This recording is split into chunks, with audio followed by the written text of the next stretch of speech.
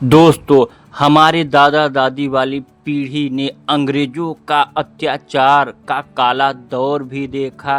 दमन अपने देश, अपने खेत, अपने हर एक वस्तु पर यहाँ तक मौलिक अधिकारों का हनन होते हुए भी देखा और साथ ही साथ भारत की स्वतंत्रता आंदोलन में भाग लिया, लड़े और भारत को आज़ादी दिलाई।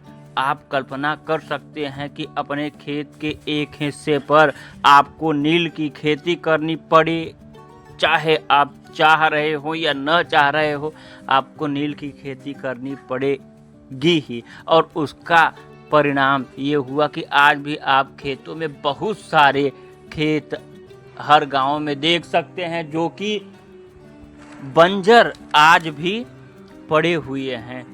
आज भी अंग्रेजों के ज़माने के बहुत सारे हमें आपको दिखाई देते हैं, मगर यह देखिए पुराना भारत और उससे जुड़ी हुई कलाकृतियाँ हमारे जनजीवन में आज भी उतनी ही प्रासंगिक हैं जितने कि पहले हुआ करती थी।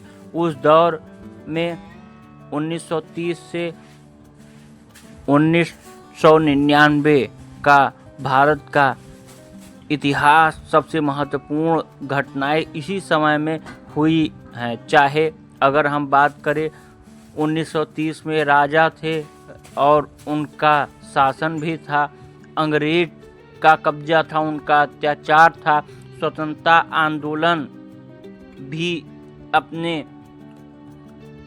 सबसे उफान समय पर था। साथ ही साथ भारत ने इसी समय अवधि में 1930 से 50 के बीच में बंटवारे का दंश भी झेला। और इसी पर आगे हमारी एक डॉक्यूमेंट्री आ रही है, उसको देखिए। यह इंट्रो ब्लॉग है।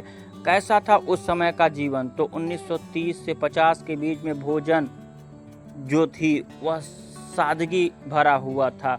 संचार डाक और टेलीग्राम ही थे। बैलगाड़ी और भाप के इंजन यातायात के साधन थे। रेडियो और लोक संगीत यह मनोरंजन की दृष्टि से था।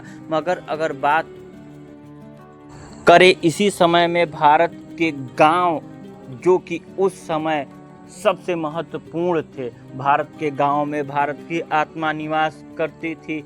उस समय के गांव में पूरा कुटुंब एक था।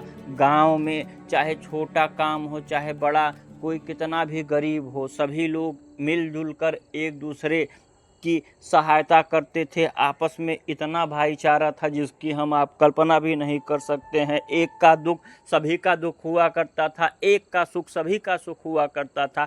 आज के भारत की जो हम मूल्यों का विस्तार देख रहे हैं, वहीं से शुरुआत हुआ है।